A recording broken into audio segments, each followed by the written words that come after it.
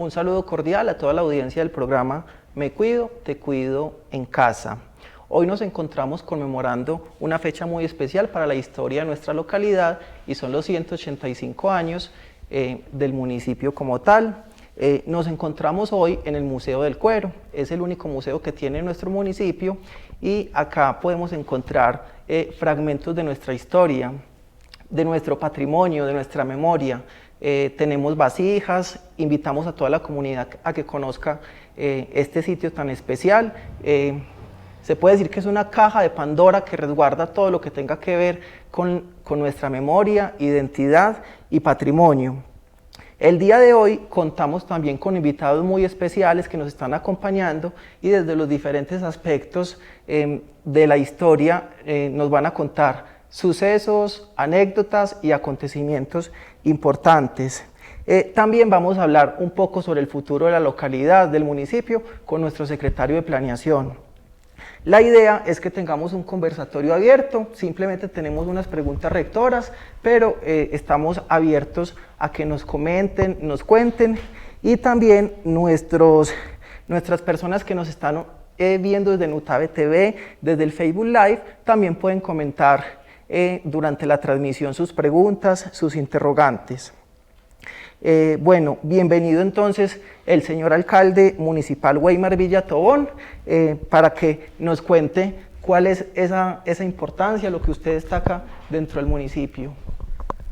Muchas gracias, Luis. Muy buenas tardes para todos los televidentes de ese gran programa Me Cuido, Te Cuido desde casa.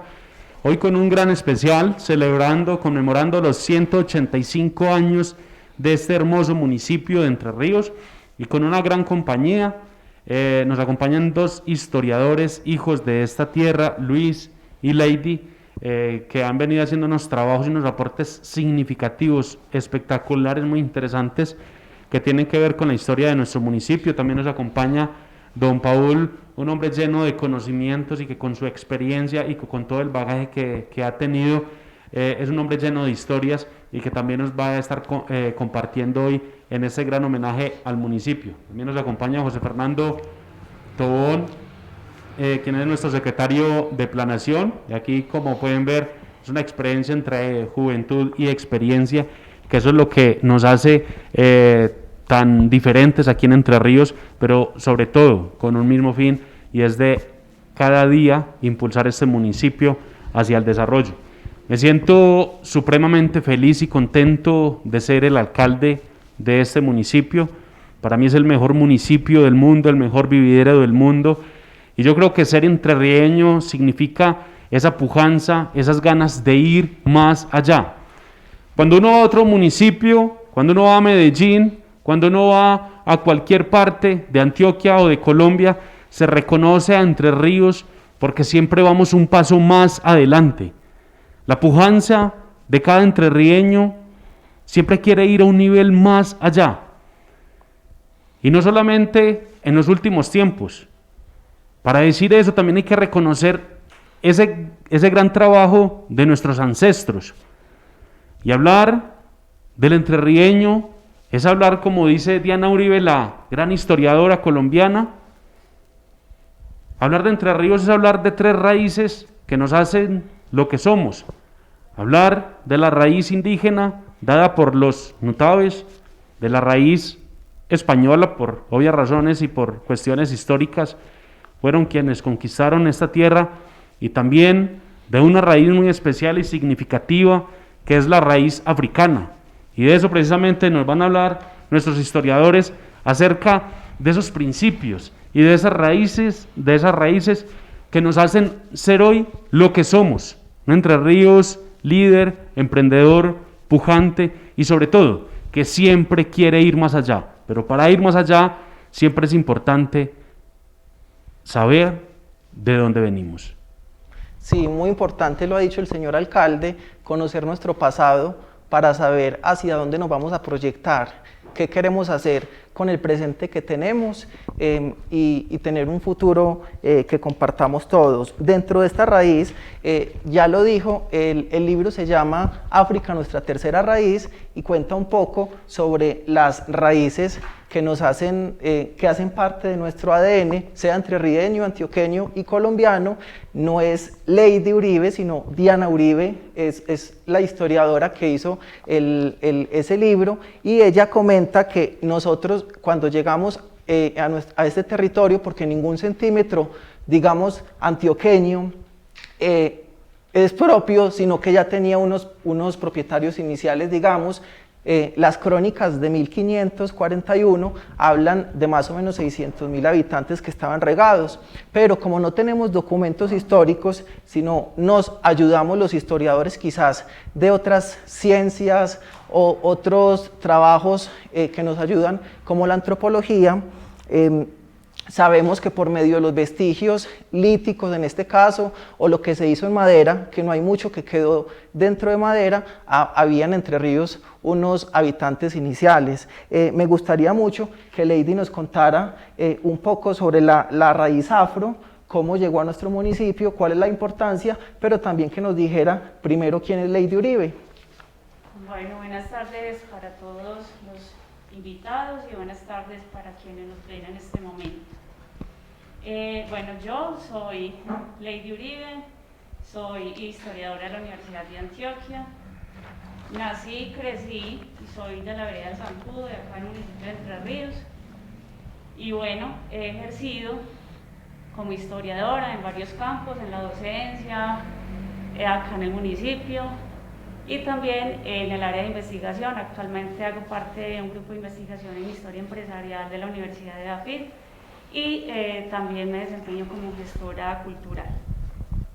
Bueno, respondiendo como a la pregunta de la raíz, digamos, africana que todos llevamos en nuestro ADN, es importante partir del hecho de que nosotros, en la época de la colonización, los españoles trajeron mano de obra africana para poder trabajar en las minas de oro.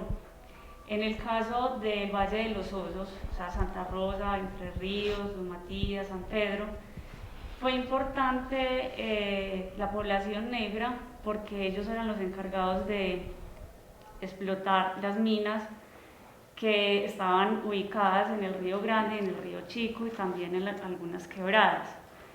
Entonces fue así como llegaron a este territorio esa población africana, esa población de esclavos negros, que fueron poblando el territorio que hoy conocemos como Entre Ríos.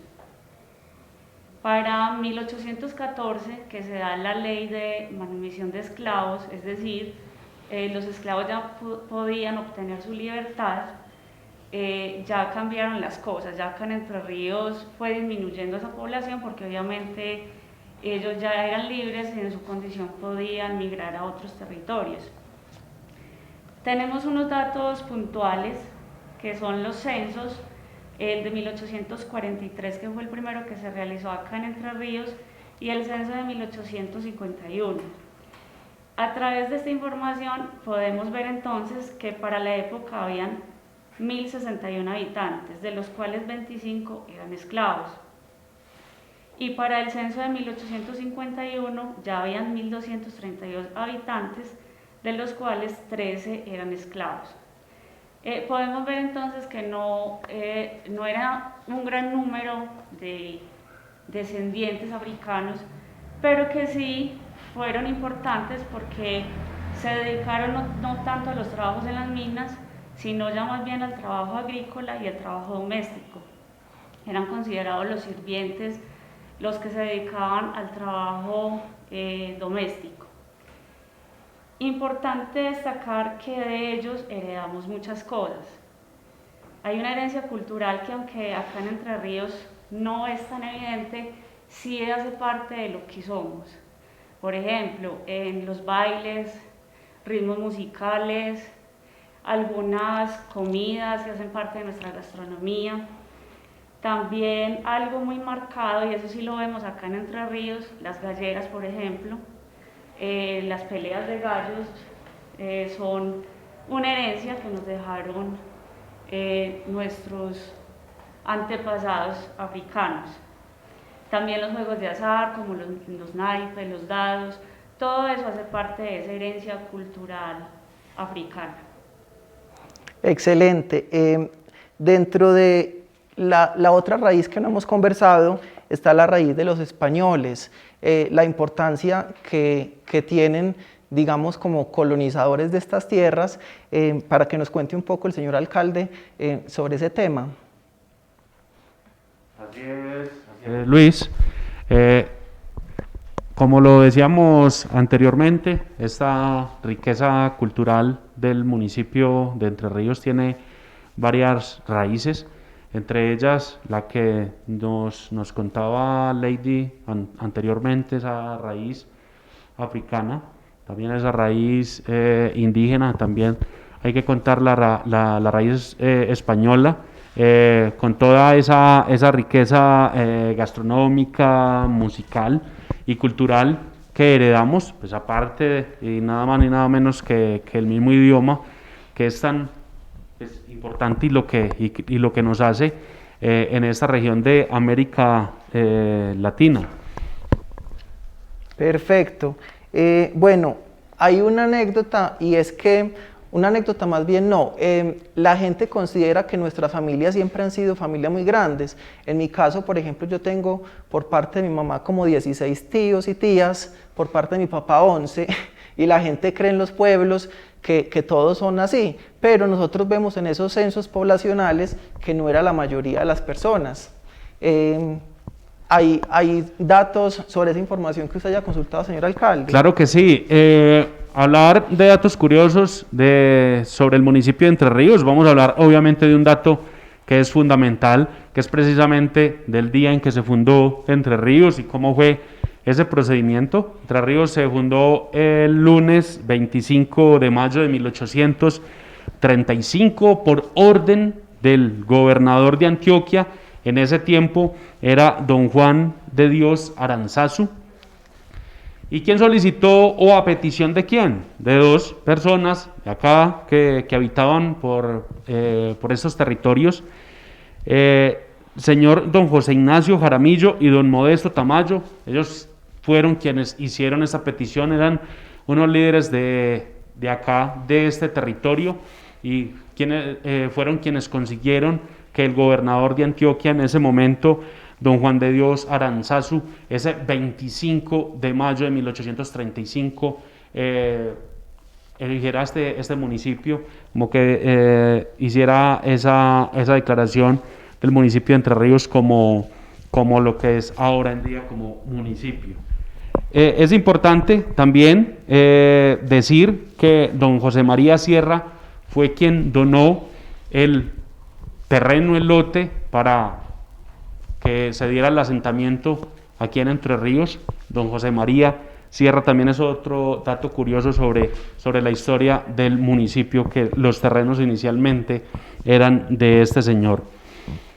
Importante decir, el censo para el año 1843 era de 1065 y para el año 1851 era de 1232. Vemos cómo año a año va aumentando la población en el municipio de Entre Ríos. Y aquí que también un dato curioso, que al principio no eran familias tan numerosas, solamente eran unas cuantas familias que eran de 10, 11 o más integrantes, que la mayoría de familias eran de 5 o 6 hijos a lo máximo. Otro dato curioso sobre los censos y sobre las familias en Entre Ríos. Perfecto. Bueno, nos gustaría que nos contara un poco nuestro siguiente invitado, Paul Roldán. Él es abogado y también es oriundo de unas de las veredas donde teníamos todo lo de la minería, el mazamorreo, el trabajo del oro, para que nos cuente un poco. Inicialmente es para que le cuente a la comunidad quién es Paul Roldán y luego para que nos cuente sobre ese tema. Muchas gracias.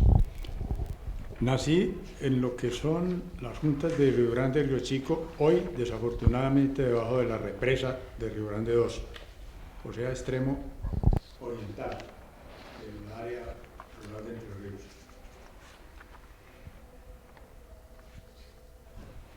Se puede empezar a haciendo el pequeño apunte de que Entre Ríos, antes de su fundación legal propiamente dicha,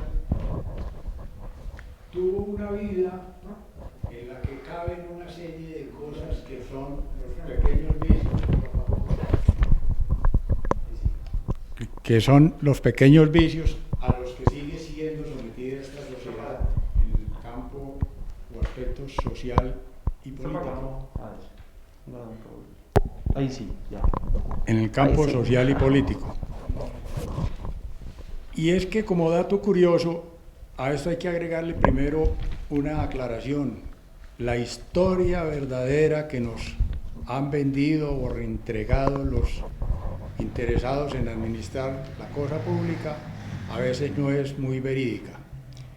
Y soy de los que piensa que es mejor irse por el lado de la chismografía, si se puede llamar así, encontrando los apuntes en los libritos y novelas de los que en esos momentos vivieron los tiempos en las condiciones y forma que se dieron. Para cuando fue fundado Entre Ríos, en 1835, ya habían transcurrido más de 100 y tal vez 150 años de habitantes de distintas procedencias en estas zonas. Se cuenta que había, por ejemplo, un asentamiento en la desembocadura de la quebrada La Zancuda a La Turura. De ese asentamiento no quedan sino las leyendas de un posible tesoro enterrado por un cura desesperado que tuvo que huir de allí.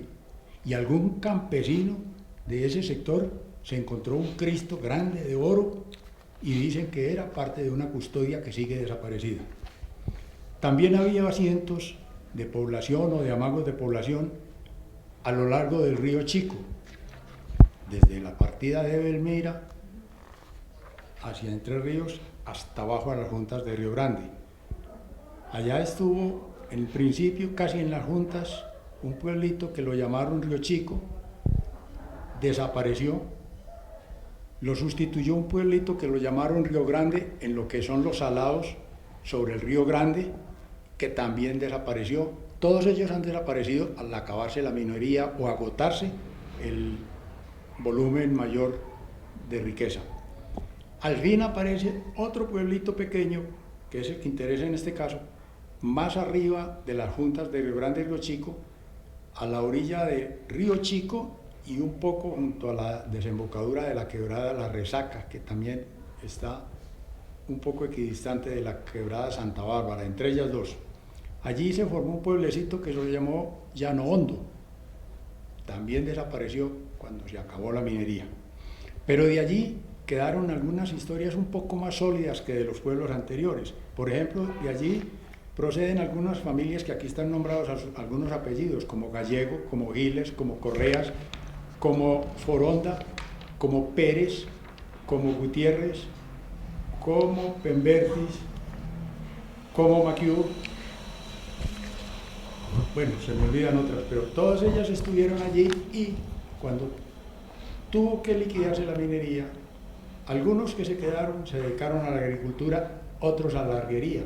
Allá está el principio de una arriería que fue la más fuerte de las actividades que tuvo Entre Ríos antes de su condición de municipio. Para llegar a esa condición de municipio hubo, como ustedes se lo imaginarán y ocurrió en todas partes, unas intrigas. Y se trenzaron en esas intrigas Copacabana, que se llamaba Tasajera, no Copacabana, Sí. y Santa Rosa de Osos, que se llamaba San Jacinto de los Osos, tampoco Santa Rosa. El grupo de los que aquí figuran como fundadores de Entre Ríos eran más avecinados o queridos o tratados por los santarrosanos, porque de allá eran sus raíces. Los que el viejo Llano Hondo se fueron a Copacabana, a Don Matías y a Medellín algunos, estaban patrocinados por la gente de Tasajera. Y ambos querían ser el municipio, la cabeza municipal. Los de Llano Hondo, que terminaron perdiendo, y los de Don Diego, llamaron a Entre Ríos primero. Claro que antes de Don Diego le habían dicho Mesopotamia. Después de esos trances, ganaron los que eran afines a Santa Rosa, y el gobernador Aranzazu terminó por aceptar llamar esto Entre Ríos y entrarlo a la legalidad en 1835, en mayo 25. Eso es lo que se puede contar históricamente. No pretendo rectificar a historiadores. Aquí hay historias que cada quien las puede conocer y contar con perfiles, a veces desconocidos para los otros, que algún valor tienen, no se pueden menospreciar. Vamos a un detalle ya más actual, la minería. Me remito a palabras de lo que en esa época se llamaba exploradores. Eran unos viajeros europeos que se venían a conocer a Colombia, a conocer América, y hacían recorridos de años. Entre ellos estaba un hombre que pasó en 1863-65, que se llamaba John Price. Ese señor hizo hasta una acuarela de la Piedra del Peñol y una buena nota sobre Entre Ríos. Los que quieran consultar eso lo encuentran en la Biblioteca Nacional en Bogotá, en un libro donde está Crónicas de viaje de John Price. Más tarde, en 1883-82, pasó por acá un hombre alemán. El anterior era inglés. Este alemán se llamaba Friedrich von Schenk.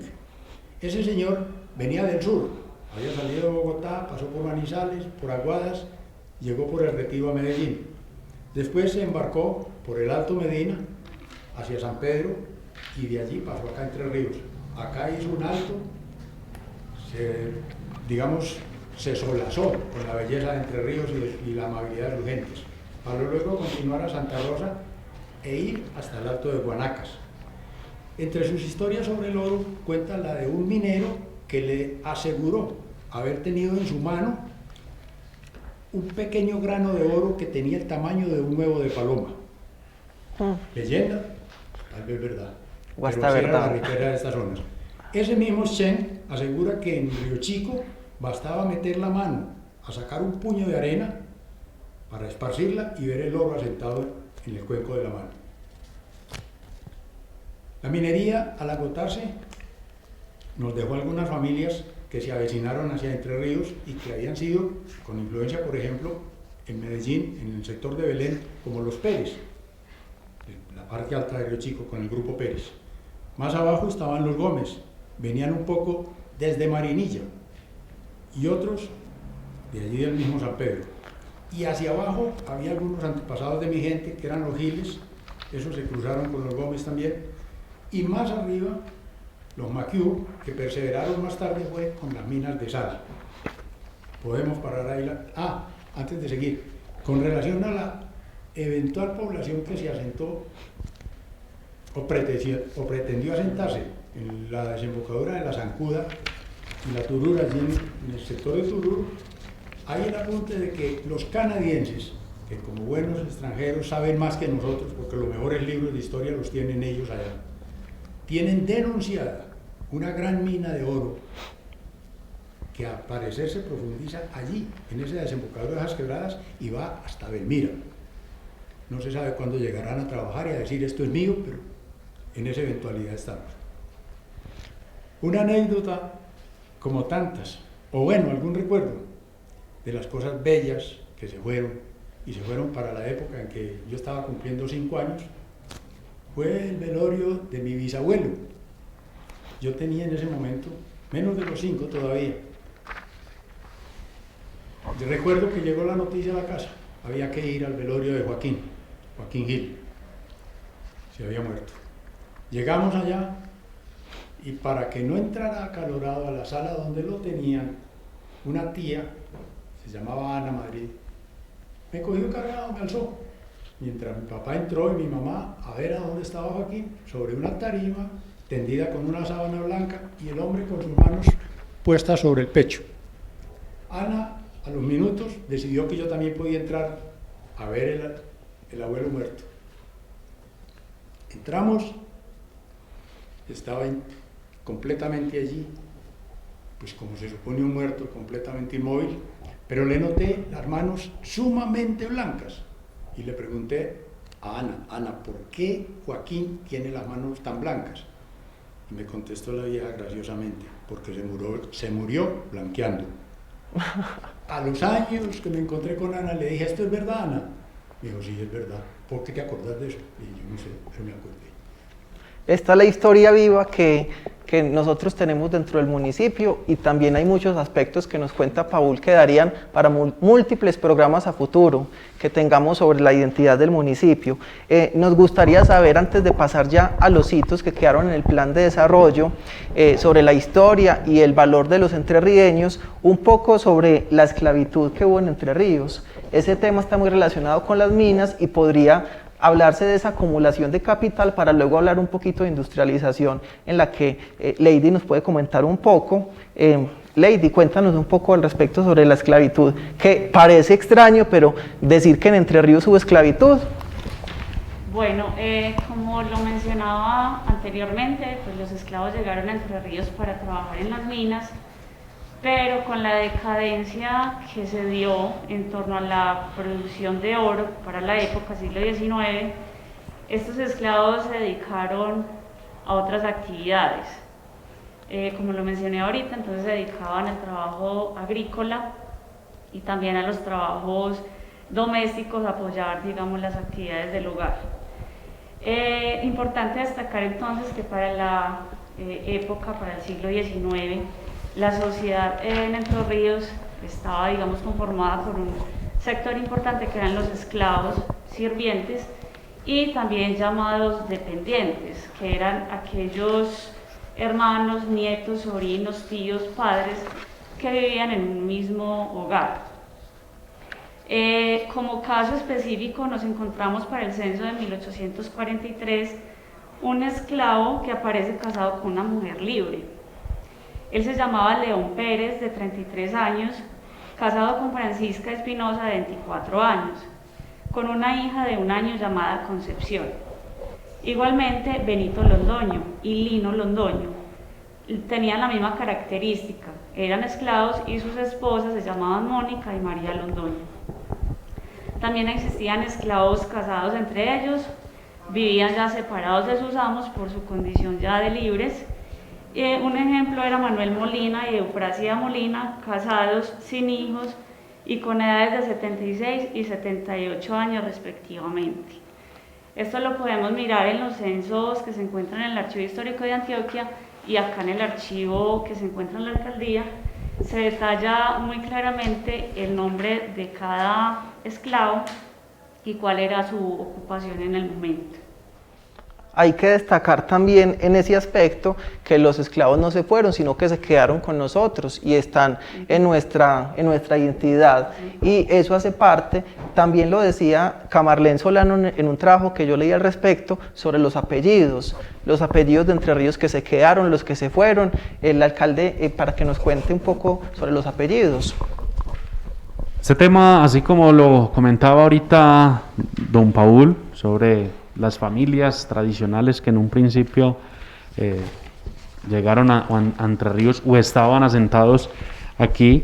Hay que decir que en la sociedad antioqueña, en el departamento de Antioquia, unos apellidos característicos, como son Jaramillo, Restrepo, Uribe y Botero, pero en Entre Ríos, para el tiempo, para finales del siglo XIX, los apellidos más característicos eran Pérez, Monsalve, Lopera, Palacio y Arroyave. Curiosamente, pues el apellido Arroyave no está muy presente ahora en día, sin embargo los demás sí.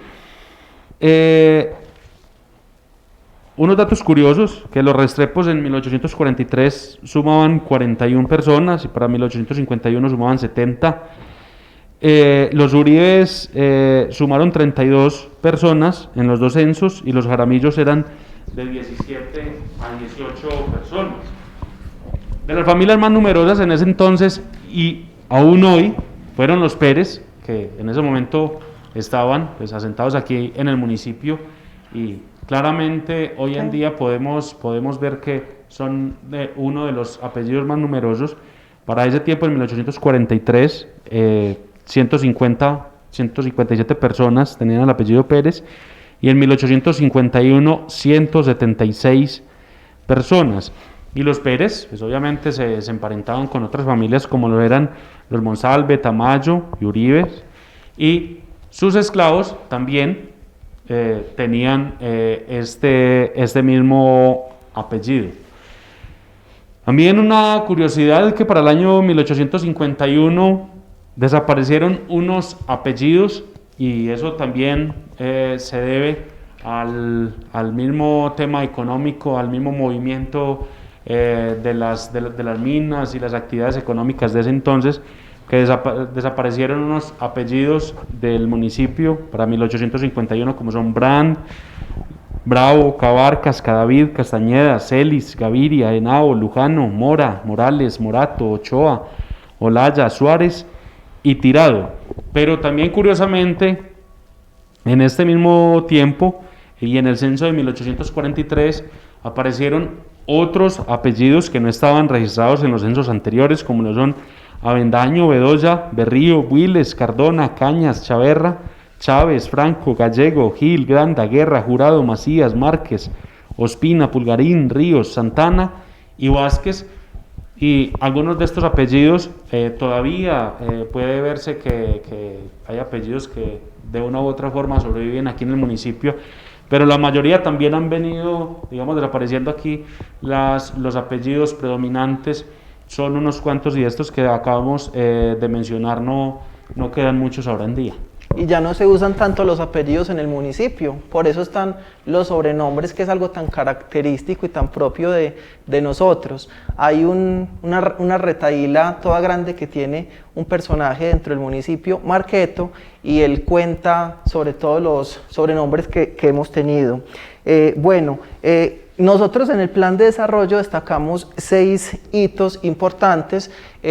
Los voy a mencionar a grandes rasgos y ustedes están invitados, José Fernando también, para que nos cuente, nuestro secretario de Planeación, un poco sobre esos hitos. Está el de la historia del cuero y la industrialización, lo de las curtimbres, para que Lady también ahorita nos cuente un poquito al respecto, la importancia de los servicios públicos, el agua y la electricidad en la historia del municipio, cómo fue todo ese hito grandísimo que fue abrir la vía de Entre Ríos a San Pedro para la época. Me imagino yo con estas herramientas que aquí tenemos en el cuero, picas, palas, herramientas de la época, sin las máquinas que tenemos hoy en día.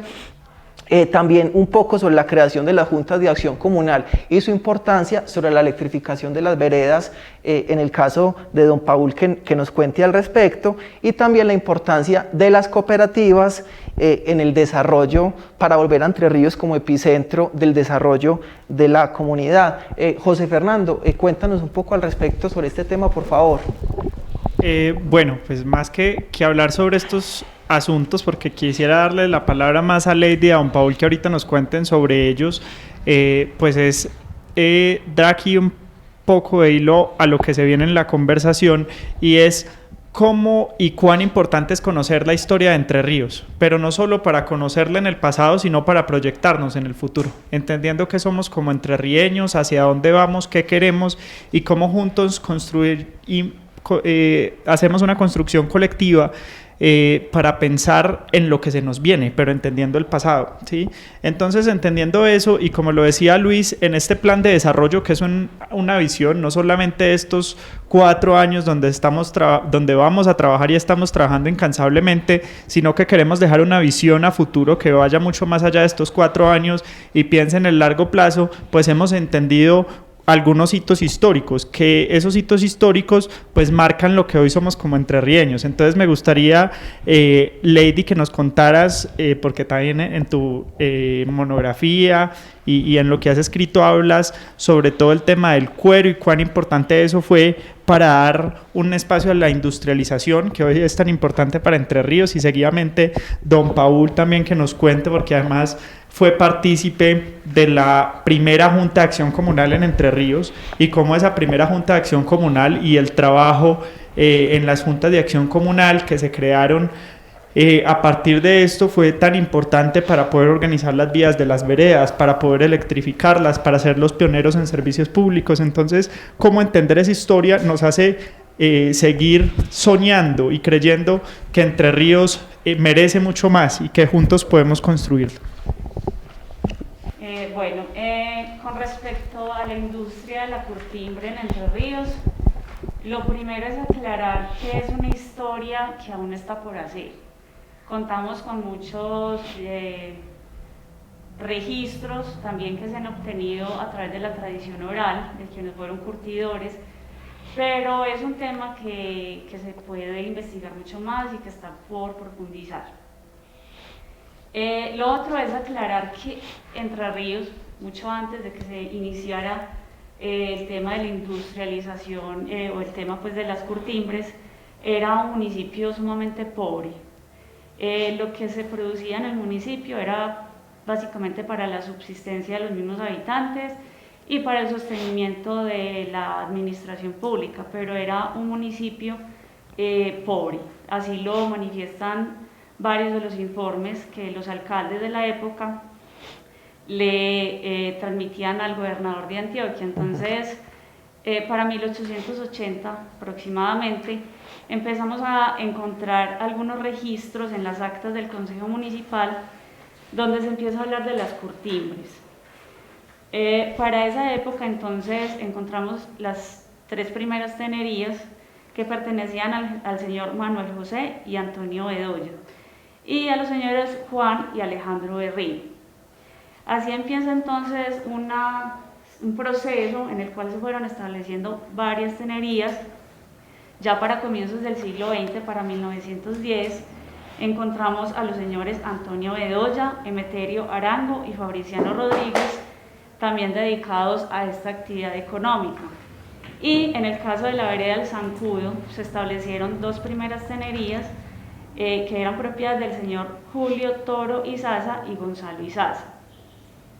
Así entonces se fueron estableciendo varias tenerías, ya a mediados del siglo XX, eran aproximadamente entre 50 y 60 tenerías, y casi todas ubicadas en la vereda Yerba Buenal, en la vereda del Zancudo y en la vereda Toruro.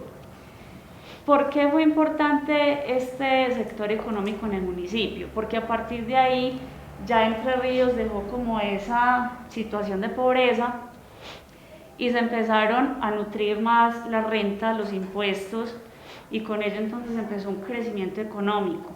Se generaron empleos porque cada tenería podía tener entre 5 9 trabajadores, dependiendo pues su nivel de producción, pero facilitó entonces esa acumulación de capital con la cual posiblemente se establecieron, por ejemplo, negocios y otras actividades comerciales que permitieron ese desarrollo económico de Entre Ríos. Eso también el señor Fabio Arango nos ha contado mucho al respecto, y él menciona que esta actividad económica permitió el posterior desarrollo económico de Entre Ríos por la acumulación de capital de quienes se dedicaron a esta actividad y también por la generación de empleo. Se podría hablar quizás de pronto de una cultura cooperativista en nuestra región, de trabajo comunitario, ya algunos excedentes, y se empezaron a gestar, digamos, como todos estos hitos. Yo les quería contar un poco sobre la anécdota del Rey de la Leña para dar paso a don Paul para que nos cuente un poco sobre las juntas de acción comunal de la década de los 70. Eso sucedió en Yarumal, donde un señor había mucho comercio por la zona y se encontró con un comerciante de Medellín, el yarumaleño, y le dijo que tenía un caballo que era capaz de hacer un recorrido desde Yarumal hasta Medellín en 14 horas. Perdón, en 16 horas, le dijo el comerciante. Entonces, el Rey de la Leña, como se llamó, un hombre que emigró hacia Ecuador y llegó a ser uno de los 3 hombres más ricos de todo el Ecuador, debido al comercio del carbón, de la leña, del ferrocarril en nuestro país hermano, hizo la apuesta, y eso devolvió el chisme dentro de la región, por así decirlo. Todo mundo en Santa Rosa, en Entre Ríos, en San Pedro, hizo sus apuestas. Los unos iban con el comerciante, los unos iban con el yarumaleño, y él salió un día a las 4 de la mañana, hizo todo el recorrido y contra todo pronóstico fue capaz de imponer como ese reto de lograr ese recorrido. Entonces uno empieza a pensar cómo eran las carreteras, los caminos reales, el transporte en esa época, lo incipiente que se podía llegar a hacer. Para que nos cuente entonces don Paul un poco sobre ese tema. ¿Está prendido el micrófono o está? Perfecto. A ver, sobre las acciones comunales hay algo que aclarar. La década de los años 60 al 70 fue promovida aquí por gentes que venían de la gobernación de Antioquia y algunos sacerdotes que tuvieron interés en aunar esfuerzos y se organizaron juntas en Tururo, en Río Chico, en Río Grande, Potrero, la misma junta urbana. Esas juntas propendieron y construyeron algunos pequeños tramos de carreteras para pasar a la electrificación. Ya para 1970 y sus años siguientes fue cuando organizamos en las veredas Río Grande y Río Chico, que se habían unido en una sola junta, un programa de electrificación rural. Cuando le pedimos a empresas públicas de Medellín colaboración para instalar esa rama de energía hacia esa zona, nos contestaron que ellos solo vendían energía en bloque al municipio, que no les interesaba lo rural, que allá los municipios hicieran lo que quisieran. Sin embargo, con asesoría y un poco de orientación de ELICEL, Instituto Colombiano de Energía Eléctrica, que yo obtuve en Bogotá, y unos auxilios que conseguí yo con la Presidencia de la República y crédito asociativo con la Caja Agraria, más un aporte del municipio de Entre Ríos consistente en unos rieles de una red que iban a recoger de la instalación que había antes entre la planta de Mocorongo y Entre Ríos pasando por el Salado, se pretendió montar, o de hecho se montó, la nueva red que iba desde el municipio de Entre Ríos por la orilla del Río Grande, daba la vuelta en las juntas de los dos ríos y subía por Río Chico. A mí me correspondió liderar hasta cuando llegamos a las juntas de Río Chico, que ya de ahí para arriba fue Luis Ernesto Pérez el que lideró la parte de ahí. En mi esfuerzo logramos electrificar 32 fincas, como les digo, con aporte de la Nación, préstamos de Caja Agraria y el aporte del municipio. Bueno, eso es lo esencial en cuanto a esa electrificación. Ya enseguida se electrificó el Peñol, que lideró Miguel Ángel Lopera, Zancudo, que lideró Conrado Arango, y las otras partes de Tururo y Potrero las lideraron los líderes correspondientes. Recuerdo entre ellos a Toñito Ruiz. Aparte de esto que vengo diciendo acá, voy a hacerles una pequeña anotación para contarles que me llevé una vez una sorpresa en la catedral de la iglesia de Jericó, en Antioquia, porque en una de sus columnas, tal vez la primera de la parte interior más profunda, está una placa recordatoria del primer obispo de esa diócesis y dice: nacido en Entre Ríos, un hombre de apellido Rivera. Averiguando, logré saber que la casa paterna de ese obispo estaba situada en los límites de las veredas Yerbabuenal y Zancudo, como dato importante para la historia de Entre Ríos. Perfecto. Ya hemos hablado mucho también. Sí. Voy a retirar porque desafortunadamente me habían pedido que hiciera otra cosa que debo ir a hacer en este momento. Bueno, muchísimas gracias. Adelante con estos proyectos y los felicito. Bueno, muchas gracias, don Paul. Bueno, finalmente nosotros sabemos, ya hemos hablado un poco sobre el pasado. Muchas gracias, don Paul.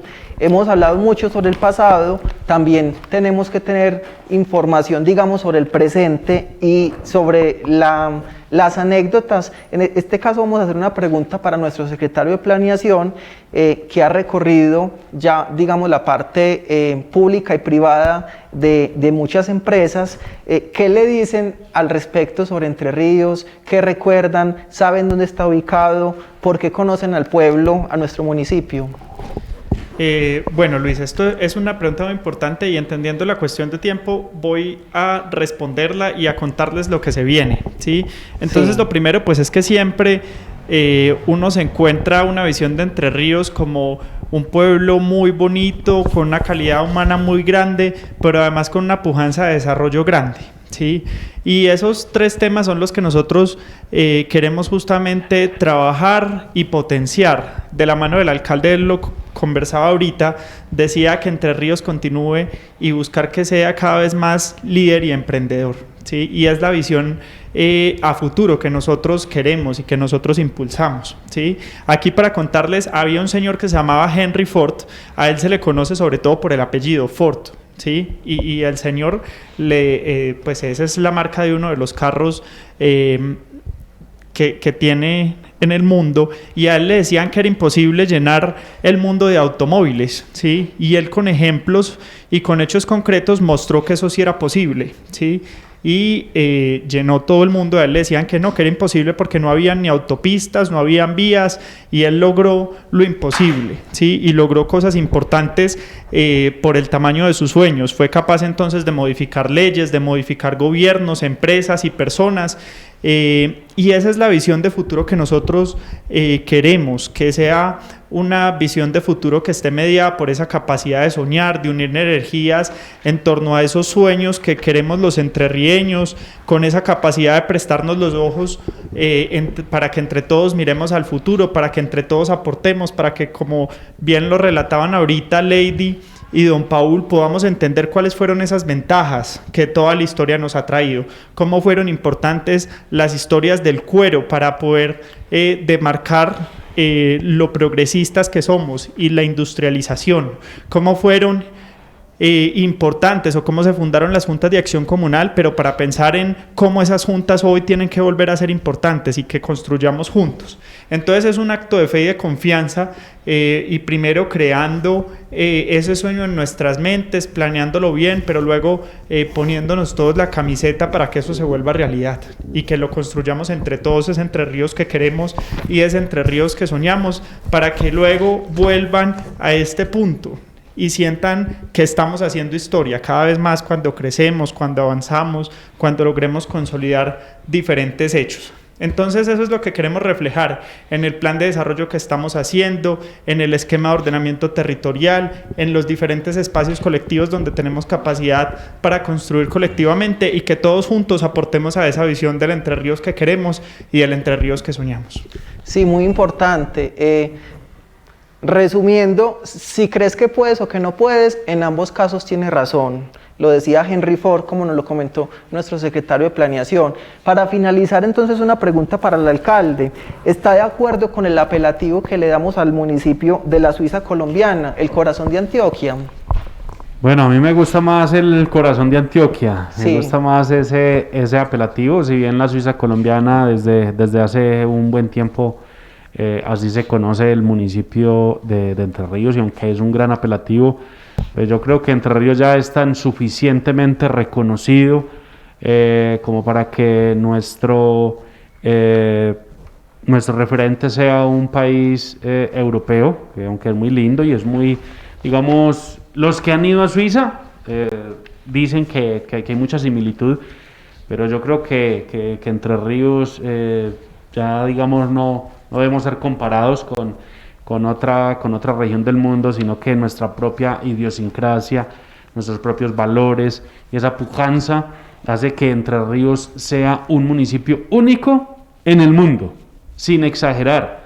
Los que han visitado el mundo, y tengo grandes amigos de acá del municipio de Entre Ríos que han visitado, tengo un amigo que ha visitado, le faltarán 20 países por visitar, de resto se ha recorrido todos, y dice con ese orgullo en el corazón, y ese es el mismo orgullo y esa misma alegría que yo siento, que no hay lugar más bonito en ese planeta que Entre Ríos. No solamente porque seamos regionalistas o porque seamos de aquí, no, porque Entre Ríos tiene tanta magia y tanto encanto que nos hace únicos. Entonces yo creo que más bien que somos el corazón, el centro de Antioquia. Me gusta más ese apelativo de Entre Ríos, que más me gusta más que la Suiza colombiana. Y los que les gusta, pues obviamente eso es muy respetable, y también es un gran apelativo. Bueno, definitivamente tenemos mucha tela que cortar, muchos programas, nos quedaríamos aquí conversando sobre nuestra historia, nuestro presente y nuestro futuro. Le queremos agradecer a todas las personas que nos vieron a través de este Facebook Live, y también a las personas que nos ven desde el canal local Nutave TV.